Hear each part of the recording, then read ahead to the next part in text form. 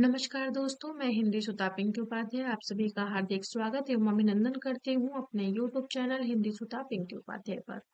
दोस्तों, आज मैं कक्षा 12 की पुस्तक आरोह से शमशेर बहादुर सिंह की प्रसिद्ध रचना उषा का वाचन करूंगी, व्याख्या के साथ में, प्रश्नोत्तर के साथ में।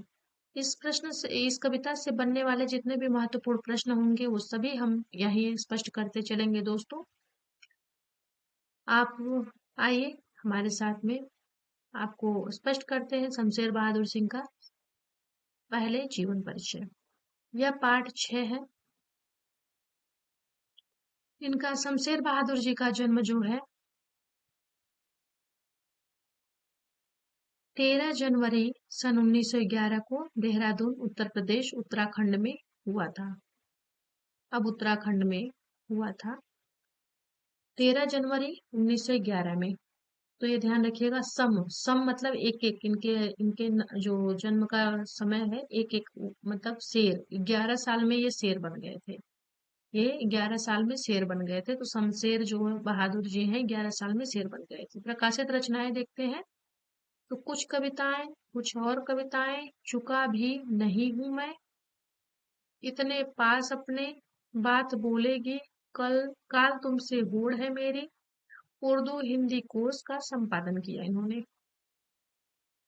तो शमशेर बहादुर सिंह जी बैठ करके कुछ कविताएं लिखते हैं और कुछ और कविताएं लिखते हैं। बोलते हैं, चुका भी नहीं हूं मैं, इतने पास अपने, बात बोलेगी काल तुमसे होड़ है मेरी। उर्दू हिंदी कोर्स का संपादन किया इन्होंने। सम्मान क्या है? साहित्य अकादमी पुरस्कार तथा कबीर सम्मान सहित अनेक पुरस्कार से सम्मानित किया गया है इन्हें।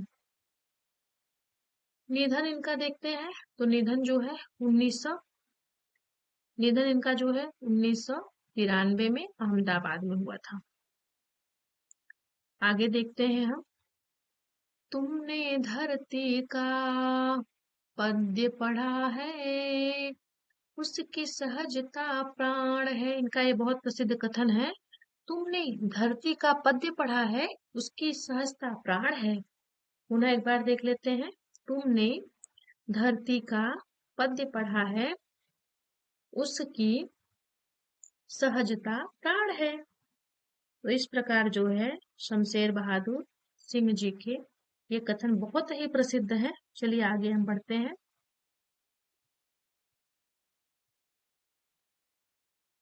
खुद को उर्दू और हिंदी का दुआब मानने वाले शमशेर की कविता एक संधि स्थल पर खड़ी है। यह संधि एक ओर साहित्य, चित्रकला और संगीत की है तो दूसरी ओर मूर्तता और अमूर्तता की तथा ऐन्द्रिय और ऐन्द्रियेतर है। विचारों के स्तर पर प्रगतिशील और शिल्प के स्तर पर प्रयोगधर्मी कवि शमशेर की पहचान एक बिंबधर्मी कवि के रूप में है। उनकी यह बिंबधर्मिता शब्दों से रंग रेखा स्वर और पूछी की अद्भुत कसीदाकारी का मादा रखती है। उनका चित्रकार मन कलाओं के बीच की दूरी को लेकर न केवल पाटता है बल्कि भाषातीत हो जाना चाहता है। उनकी मूल चिंता माध्यम का उपयोग करते हुए भी बंधन से परे जाने की है। ओ माध्यम क्षमा करना कि मैं तुम्हारे पार जाना चाहता हूँ। ओ माध्यम क्षमा करना कि मैं तुम्हारे पार जाना चाहता हूँ। कथा और शिल्प दोनों ही स्तरों पर उनकी कविता का मिजाज अलग है। उर्दू शायरी के प्रभाव से संज्ञा और विशेषण से अधिक बल सर्वनामों, क्रियाओं और अव्ययों और मुहावरों को दिया है। उन्होंने खुद भी कुछ अच्छे शेर कहे हैं।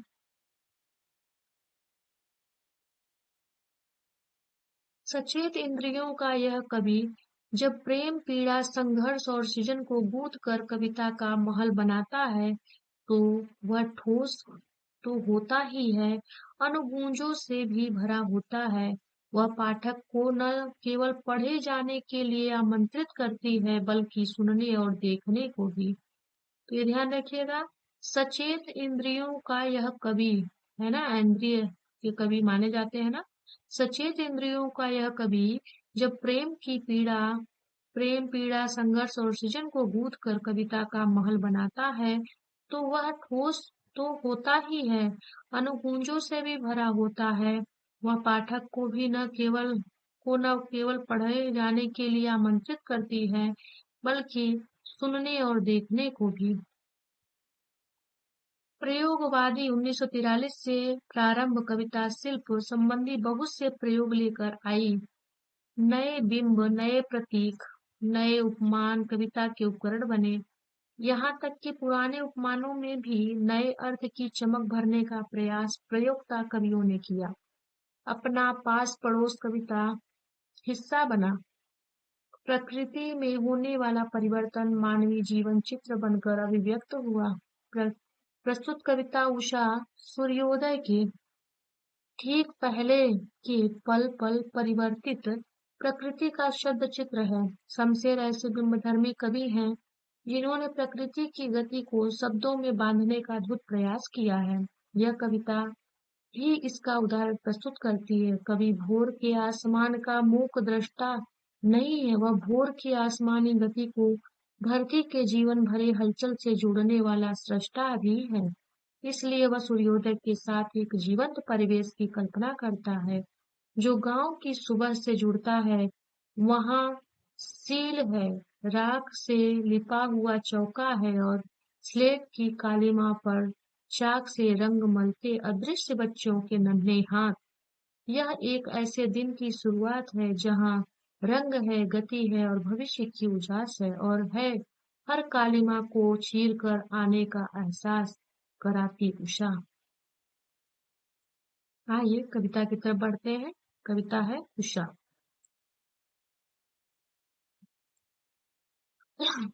रात नभ था बहुत नीला, शंख जैसे भोर का नभ, शंख जैसे भोर का नभ। रात नभ था बहुत नीला, शंख जैसे भोर का नभ। राख से लिपा हुआ चौकाय भी गीला पड़ा, चौकाय भी गीला पड़ा है। बहुत काली सिल जरा से लाल केसर से की जैसे धुल गई हो, धुल गई हो। स्लेट पर या लाल खड़िया चाक मद दी हो किसी ने, चाक मद दी हो किसी ने, मल दी हो किसी ने। तो आइए इसके भाव को स्पष्ट करते हैं।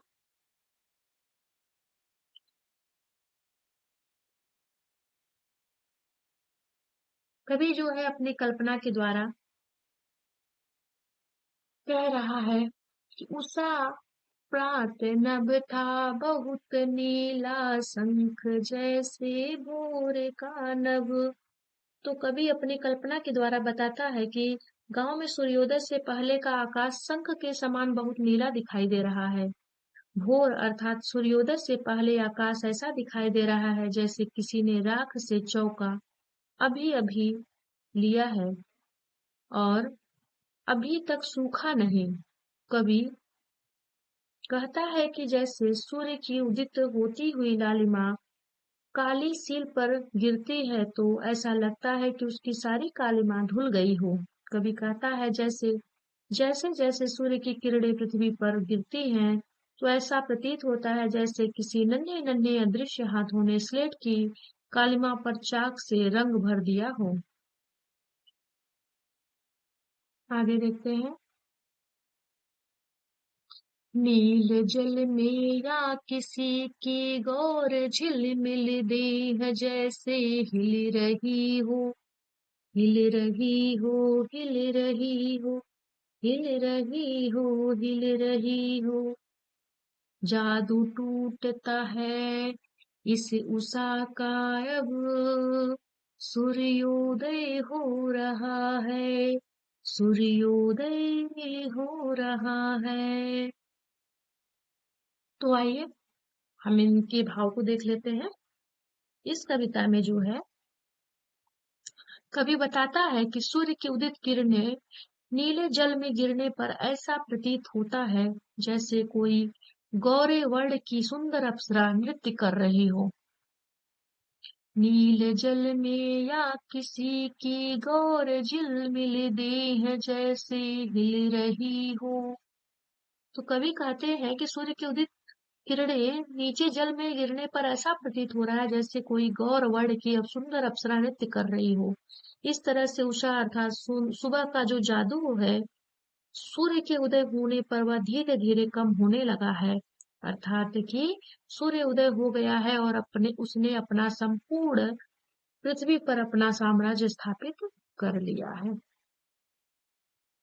और पहले वाले सार का हमने भाव नहीं देखा था, तो उसको भी देख लेते हैं, फिर इसके भाव को देखेंगे। तो इस जो प्रात नभ था बहुत नीला शंख जैसे भोर का नभ, राख से लिपा हुआ चौका अभी गीला पड़ा है। बहुत काली सिल जरा से लाल केसर से कि जैसे धुल गई हो, स्लेट पर या लाल खड़िया चाक पर मल दी हो किसी ने। तो यहाँ पे ध्यान रखिएगा, कवि ने गांव में होने वाली सुबह का अलौकिक वर्णन किया है। चौका बताने से कविता में सौंदर्य उत्पन्न हो गया है। भाषा जो है सहज सरल प्रवाहमयी है। उर्दू तत्सम शब्दों का तदभव और तत्सम दोनों शब्दों का प्रयोग किया है उन्होंने।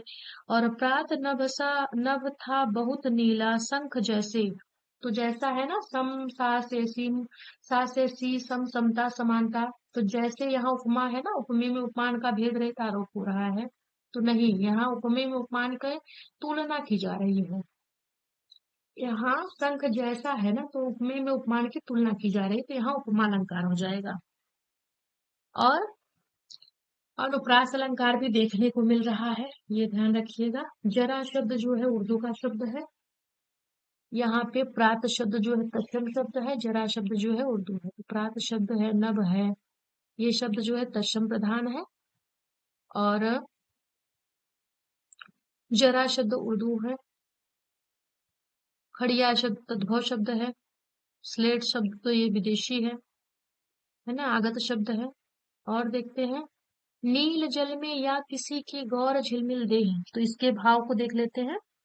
भाव पक्ष सुबह का वातावरण देखने योग्य और अनुपम होता है, इसलिए हमें प्रातः जल्दी उठकर उसके अनुपम सौंदर्य के दर्शन करने चाहिए। और कला पक्ष क्या है, तो भाषा में तत्सम और तद्भव शब्दों का सुंदर समागम है। गौर झिलमिल देह जैसे हिल रही हो में भी उपमा है ना। गौर जैसे, तो है ना, गौर झिलमिल देह जैसे हिल रही हो, यहाँ भी क्या है, उपमा है। तो ध्यान रखिएगा, यहाँ भी उपमा है। और कहाँ उपमा है, नीला शंख जैसे भोर का नभ, यहाँ भी क्या है, तो यहाँ भी उपमा है।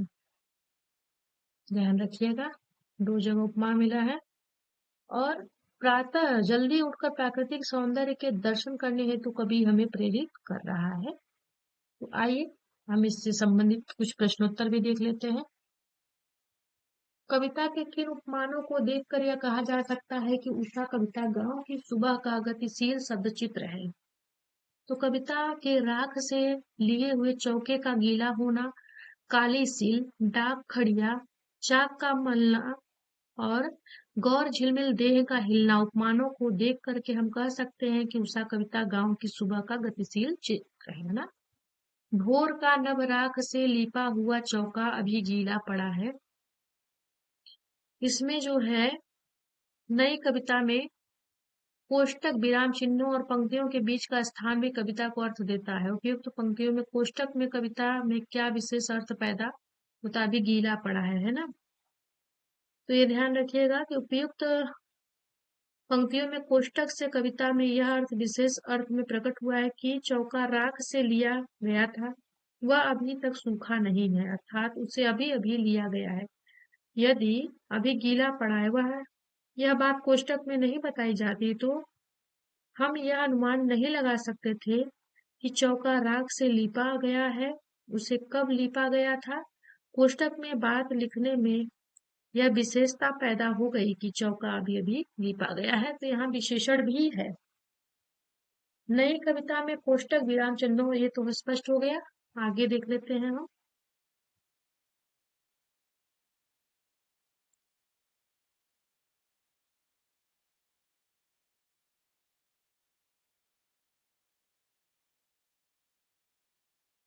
सूर्योदय का वर्णन लगभग सभी बड़े कवियों ने किया। प्रसाद की कविता बीती विभावरी, जयशंकर प्रसाद की कविता है ना बीती विभावरी, जागरी।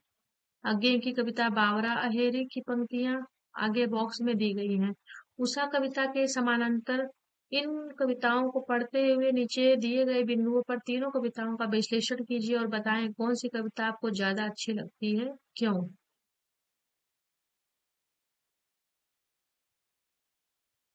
तो इसको अलग से आप इसको देख सकते हैं, लेकिन इसमें बहुत अधिक विस्तृति करने की आवश्यकता नहीं है मेरी दृष्टि से। तीनों कविताएं अपने आप में विस्तृत और बहुत ही सुंदर है, पढ़ सकते हैं।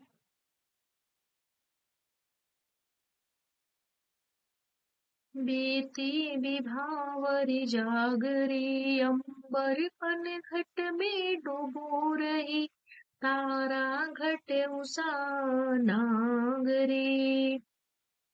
खग कुल कुल कुल सा बोल रहा, किस लय का अंचल डोल रहा। लो यह लतिका भी भर लाई, मधु मुकुल नवल रस गागरी। अधेरो मीरा गय मंद पिए, अलको में मलयज बंद किए। तू अब तक सोई है याली, आंखों में भरी बिहागरी। बीती विभावरी जागरी, बीती विभावरी जागरी, बीती विभावरी जागरी, बीती विभावरी जागरी।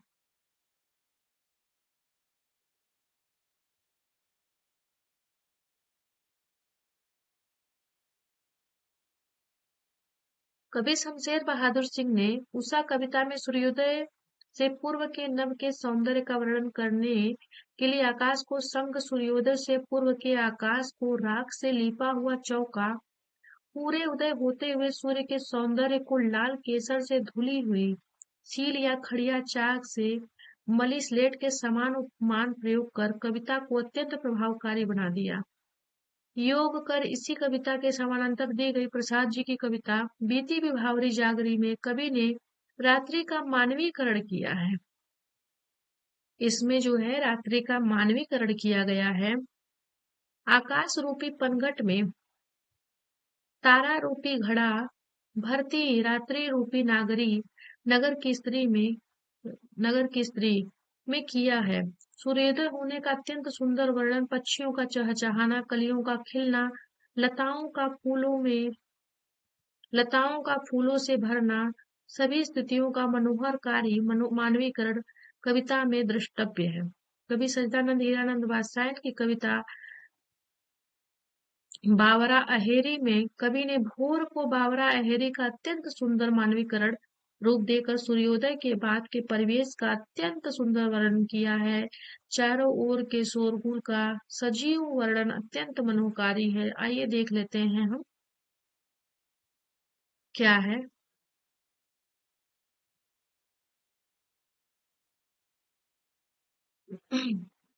भोर का बावरा अहेरी पहल बिछाता है, आलोक की लाल लाल कनिया। पर जब सींचता है जाल को, बांध लेता है सभी को साथ। छोटी छोटी चिड़िया मझोल पर भी बड़े बड़े पंखी।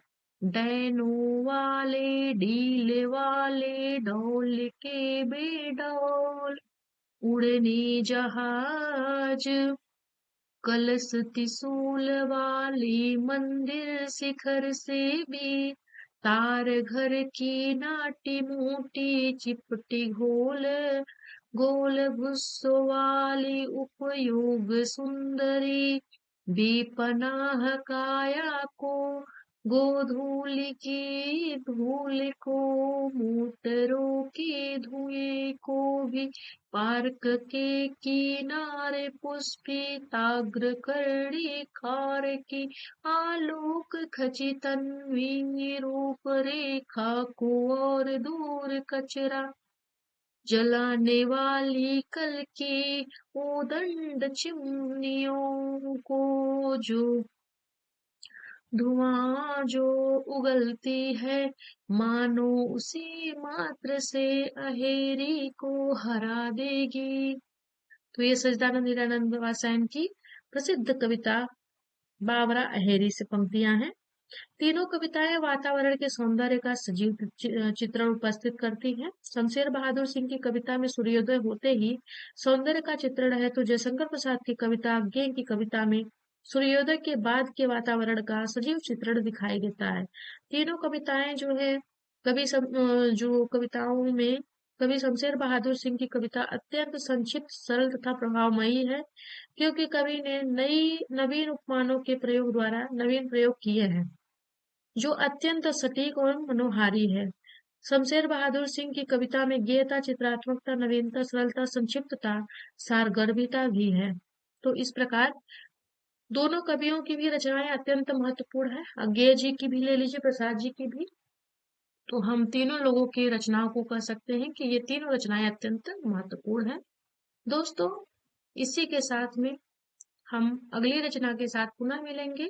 धन्यवाद। नमस्कार।